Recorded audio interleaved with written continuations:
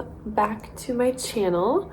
I figured I would film a little video today with regards to occupational therapy and all of my OT students or new grads or just OTs in general, or if you're looking maybe into becoming an occupational therapist.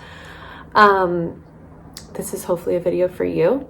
I usually present for a Southern California university about every 4 months for their new grads, or I guess they're still in school, but they're about to graduate. I've personally been an OT for about 3.5 years now, so in some instances, I guess I could be considered a new grad. So I kind of have this fresh perspective on things, and I've also become a traveler over most of my career so far. So I feel like I've learned at an accelerated rate some things about the occupational therapy world and field, and just some things that I wish I knew when I was in OT school or when I graduated. So I just wanted to make a little video.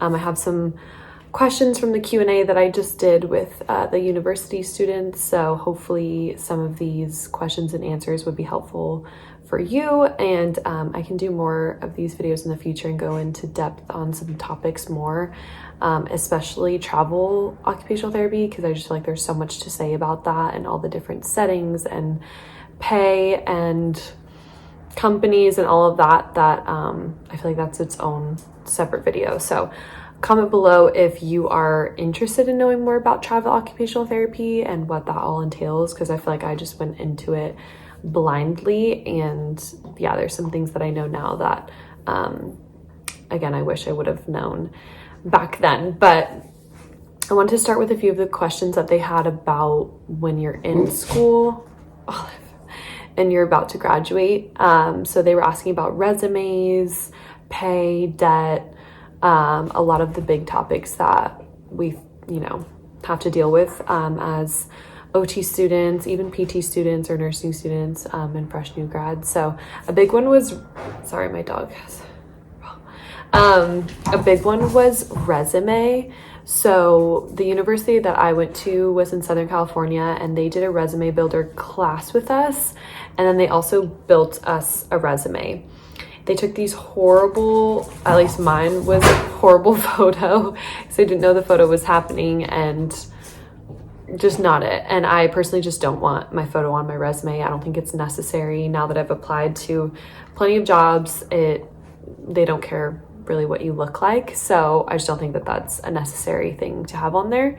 I personally have my education, a professional summary about myself, the applicable jobs that I've worked. So for example, when you first come out of school, I worked a front desk job during OT school for a little bit, and that's not applicable to what we're doing. So I just had my level 1 and level 2 fieldworks on there and got rid of everything else.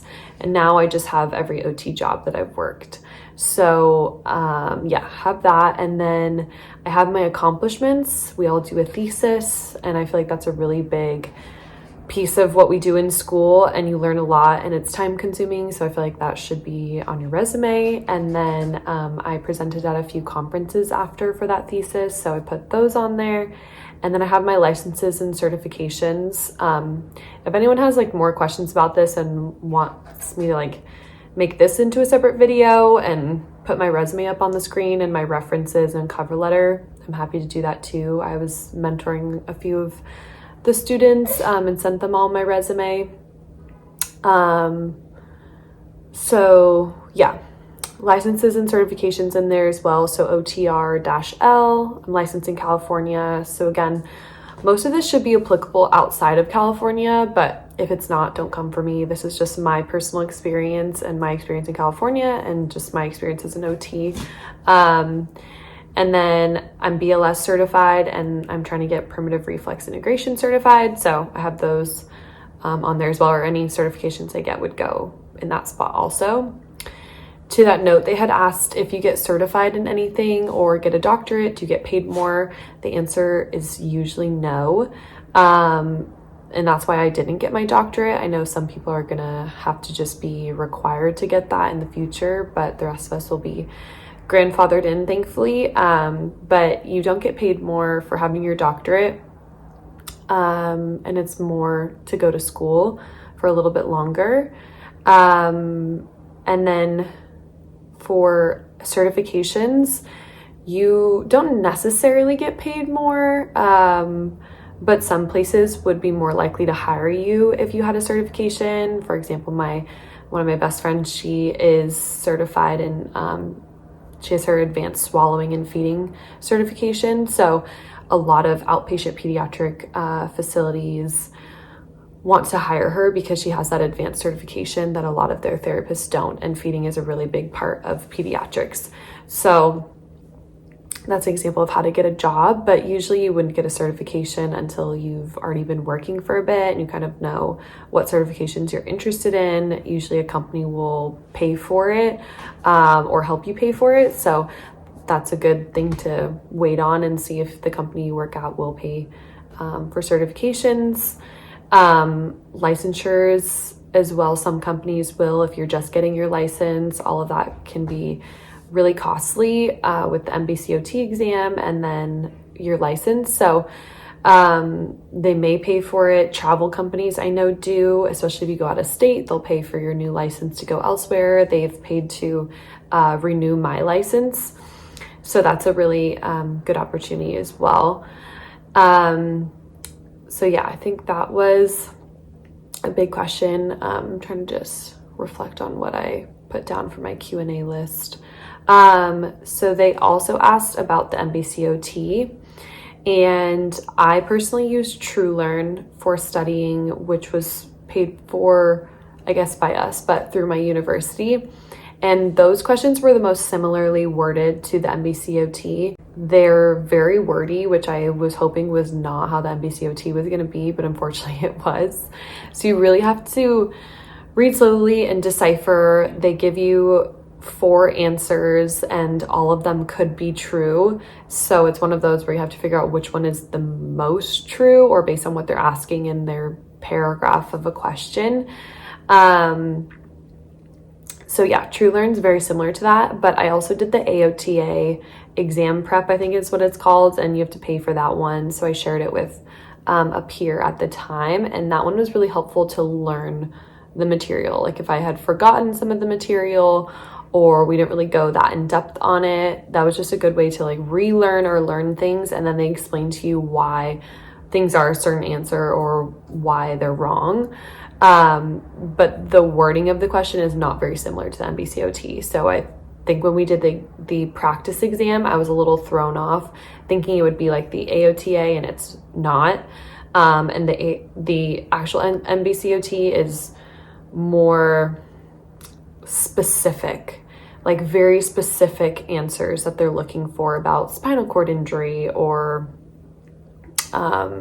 amputations or things like that, versus AOTA is like a general, what would you do if generally someone had this, condition. And then I also did therapy ed tutoring. I'm blanking on her name, but she was so amazing. I love her so much. I want to say it was Patty, but I could be wrong.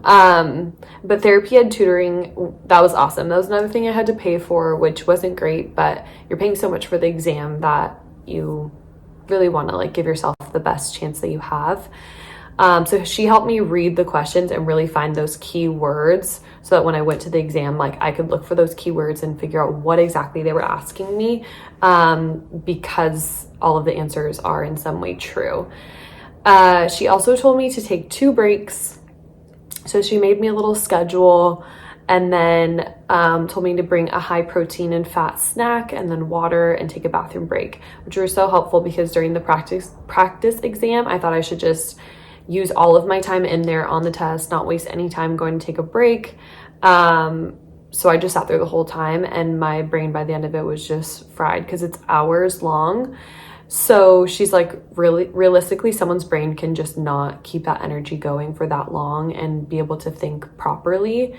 And it's an important test. So going to the bathroom, resetting, getting some water because your brain needs that. You shouldn't just be taking a test for hours on end without the necessities of water and some high protein, high fat snack to keep the energy going, or else you're just going to get sugar crash and just tired. So yeah, the prep exam, I did not do very well, because I just sat there and just tried to like, you know, use all of the time. And then with the real exam, I brought a high protein bar that I found at Whole Foods, like high protein, high fat, had a little bit of sugar in it, brought a water, went to the bathroom, took those 2 breaks just to like reset my brain. And I only spent 3 to 5 minutes taking the break. So it really didn't take much time. So yeah, I highly recommend doing that. Again, this is not professional advice. This is just my experience. And so if I can help anyone getting their master's now or new grad or whatever, that's just kind of the intention behind the video. Again, just things that I wish I knew back then. I'm trying to think of some of the other questions because I know I only jotted down the ones I could remember so far. But someone also asked, how do you deal with your loans and your debt? So I was very transparent that I definitely cried about that quite a bit when I first started the master's program, and probably throughout as well, because there's nothing like taking a $100K loan, because I went to a private school, on your own, and it's not a mortgage or anything, like it's just on you to pay back. What I told them is what I've realized: our jobs are very necessary and will always be necessary. People need people and they need healthcare. And especially after COVID, our jobs became even more important and necessary in hospitals and skilled nursing facilities, outpatient pediatrics, school-based pediatrics, all of that. COVID affected all of that. So you will have a job. I, on LinkedIn, get messages more than I would like. So there's plenty of jobs. They may be in settings that you're not the most passionate in, so that's another topic, but there's plenty of jobs. So you will pay those loans off, and just know that. My level 2 mentor told me that she viewed her loans as a little pet that she was going to have forever. And that's how she was able to grapple with it, and she was fine with that, and, you know, helps her sleep at night. But for me, I personally did not want to accrue $40K in interest. There we go, $40K in interest. So I had a really aggressive plan, and I can say it's been, because of the loan pausing for a while, I didn't really start paying it off until like we were required to pay it off. So it's taken me a year, and will be a year and 7 months, and I will be loan free, which I am so grateful and excited for. And so I was telling them there's a few different ways that you can do that if you're someone that's able to be aggressive with it.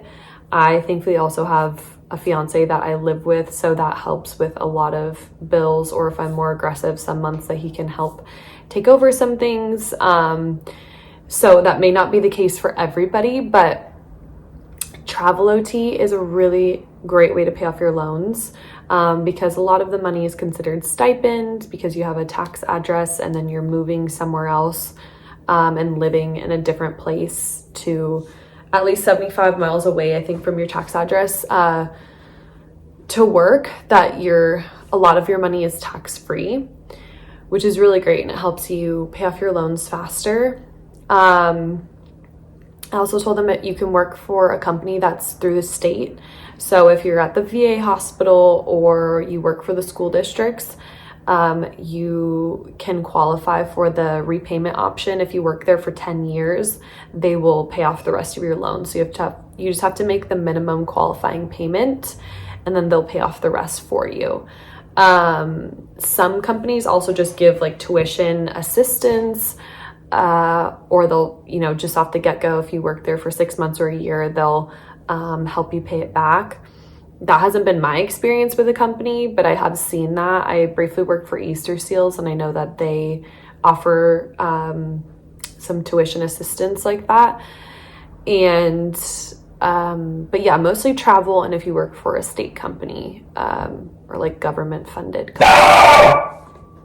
Olive, jeez. A government, hush, sorry, scared the crap out of me. A government funded company. So yeah, those are 2 good ways to pay off your loans. Ollie, stop. I highly suggest also, again, this is not financial advice, but this is just what I've learned, having a high yield savings account, because the interest rates can vary on your loan. I had 7% to 3.5%. So I was able to get a high yield savings account that obviously fluctuates, but around 4.45% up to 5%. So your money is making you money back. But I personally just wanted to pay it all off and not let too much of it sit in a high yield savings, even though it could make me some of that money versus paying off 3.5%. I could make money with a 5% high yield savings. I know I'm not explaining that the best, but if you want me to break it down more, I can. Just let me know in the comments. That's just a general gist, because I'm sure most people know about that. So yeah. So I've been able to be very aggressive with it and pay it off super fast and barely pay any interest, which I'm very grateful for. And I've learned a lot with Travel OT and been able to expand my experience in different settings, which I was told was super important early on in your career, because once you get settled as some type of occupational therapist, it's really hard to change that and then get into another setting if you change your mind down the line and you have no experience in it. So Travel OT is another good way to get experience in all areas, because you don't need experience in that area to get the job as a traveler. You may feel like a fish out of water working in it because you're thrown into the deep end even though you have no experience in that area. Especially in skilled nursing facilities, but you'll be just fine. They're usually 3 months long, and there's typically someone to ask some questions to, but usually you're the only OT there. And I had to supervise a CODA at one of them, and I was like, oh no, there's no one here to answer any of my questions. I've never worked in skilled nursing facility before, but I learned, and now I know how to work in it, and I know how to work in assisted living facility and school-based and outpatient and all of that. So a lot of them were asking if I recommend being a traveler straight out of school. My friend did that. I personally didn't. I got offered a job by one of my level 2 fieldworks at an outpatient clinic for pediatrics, and it was kind of a mentoring clinic, and I learned so much there, and I already have good leadership and time management, but I just feel like I learned more skills that you need to be a successful OT and to supervise a CODA. So I personally felt it was really beneficial for me to work like underneath more experienced therapists first. So I did that for a year before I started Travel OT.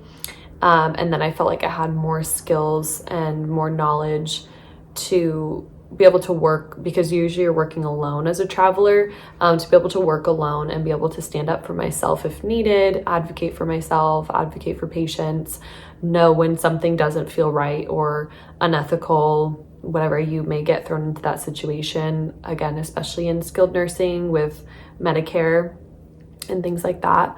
So just knowing how to speak up. And so I just don't know if I would have had those skills if I didn't work a full-time job first. So I'm personally glad that I did. But I do know other people that have just gone traveling right off the bat and they learn that way as well. So it depends on the type of learner that you are. But yeah. And then we also were breaking down different settings. Sorry, back to that last note though. If you do want another video full on traveling and how I get jobs with a recruiter, what company I work for, pay, like contract lengths. I am doing school-based right now, so my contract lengths, they're 10.5 months long, but they're typically 3 months long. So if you just want more details about that, just comment below. But I'm just gonna keep, I was told by a student that I was cooking, so I'm just gonna keep cooking and explaining some more things. We broke down some different settings. They had a question about that because I had no idea what went into certain settings. They tell you in school, but you don't really know what it's like until you're working in it. Yeah, I didn't know until I started working as a traveler what went into each setting and what was really for me, what I enjoyed the most. So I did skilled nursing as my first traveling contract, and I was by myself with that. I had never done skilled nursing before. You learn about it in school, but you don't get that hands-on practice really unless you had it in a level 2 field work, and I didn't. And I supervised a CODA, so that one was a little bit tricky for me. You're treating 10 patients a day. They really want you to maximize your time treating and very limited time documenting, unless you have an evaluation, but still it's very limited time. So it's just, constantly on the go. You're on your feet all day, you're treating all day. You have 10 minutes in the morning to really like treatment plan what you're going to do with everyone that day. Some days people won't get out of bed, they'll refuse, or they're like, I don't feel like doing that today. So you have to be very quick on your feet. 11 patients is a lot, especially at 45 minutes. And you're seeing those people 4 to 5 days a week. And then you're doing evals, which take quite a bit of time as well. I think they slot you for 75 minutes, something like that. So it takes time to go and assess the patient and then write up everything. The EMR system that you use, which is where you do all of your billing and reports, is not very user-friendly.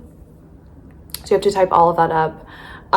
So skilled nursing is not my favorite. It's also people that were in the hospital and weren't making enough progress. Now they're at skilled nursing either before they go home, or they may stay there until the end of their life. So that was really hard to see. So I came home very drained every day. I did have some patients pass away. I had patients with dementia. Oh my gosh, sorry. So yeah, that was really difficult, and just was not for me. I really enjoyed a lot of the patients that I could actually talk and have a conversation with, and we'd do upper body strengthening, and I teach them how to, put socks on or use the toilet now that they have hip precautions, things like that. And it would be fun to make conversation with a lot of them, because in pediatrics, you don't always get that. A lot of the kids have autism or Down syndrome, maybe nonverbal. So that was a nice change of pace, but at the same time, it was just a little bit too sad for me. So it just wasn't my favorite, and I just didn't like being like a cash cow, I feel like, a little bit for a company where they're trying to squeeze the most out of you, and then you end up leaving there kind of empty, I guess. Because like I said, treating 11 patients just isn't sustainable at that amount of time, and you get 30 minutes of documentation time for the whole day. Yeah, just not super sustainable. And then I did assisted living and independent living. That was way easier. I would go either into their apartments or into or bring them down to the clinic, and those people were more functional. They just needed a little bit of help around their apartments. So that was still fun, but again, these people do eventually pass away, so that's another difficult thing, and they do have their limitations with what they're able to do depending on their diagnosis. Or some people would start to show signs of dementia and then get put into the long-term care. So just seeing patients kind of in that middle ground of you don't know what's next for them. So you're just trying your best to help them access the environment currently. So again, good, like really great conversation, fun to talk with people and hear about their lives, and they love imparting advice, and they view you like a grandchild or a child. So really sweet. And I had, just some great conversations. We go walk out in the garden sometimes, and really lovely and nice, but again, just not for me. And these are just things I wanted to kind of like tick off as having experience in it and knowing, is it for me or not? Because most of my experience was in pediatrics. So yeah, and then I started with outpatient pediatrics, really loved that, but also you are making an hourly for treating, and then you have a different hourly for documentation time, but I view it as all skilled service. So some places will pay you the one rate for everything, but in outpatient, a lot of the times they have the 2 rates, and you are treating a lot again as well. And I just had a lot of kids with autism and elopement and behaviors. So I enjoyed a lot of aspects of it, and the parent education part. and doing feeding therapy and sensory integration and having a whole gym for that. I really missed that. So I could see myself going back to that or doing it part-time or early intervention in the home, because home health is really great too, or sometimes you can do it as telehealth. Some people aren't super fit for telehealth. It can be hard to give care that way and get them to, sit at a screen and make it engaging, but some of it works, especially for parent education. And then home health for adults is great as well. You are working by yourself for most, if not all, of your day. You're not really overlapping with coworkers at all. So if you're okay and you're someone that likes just working on their own, you just go into people's homes throughout the day. Home health does tend to pay on the higher end. And then I'm in school-based now, and I love school-based so much. You just have a lot more flexibility with your schedule, at least if you're in a district where they don't try and throw 80 kids on your caseload, because then you wouldn't. But being able to advocate for yourself in an interview, ask those questions and know, what does the caseload look like? What are your expectations for productivity? If they tell you their expectation is 95% productivity, it's really not super sustainable. So knowing how to advocate for yourself, you worked hard to get here. They need you as much as you need them in a lot of instances. So also being able to vouch for yourself with regards to wage as well, knowing what their range is, and being able to say, like, this is what I feel like I'm worth, because we're not in this field for the money, but we also do need to support ourselves, pay off our loans, take care of our families, have a house, all of these things. So that is important, and we are giving a lot of ourselves to help others every single day, and be as full of a cup as we can, and be able to invest in self-care, a gym, whatever it may be. So it's important that you do get paid appropriately. And we have a master's degree, in some cases a doctorate degree. So, okay, my phone really does not want me to finish this video, but all I was just trying to say is I love school-based. If you want more of this OT content, me to dive in more into pay, advocating for yourself, different settings, travel OT, any of that stuff, just leave it in the comments or message me, whatever, let me know, and I can make more of this stuff. But thanks for watching. I know it was a bit longer, hopefully it was helpful. Yeah.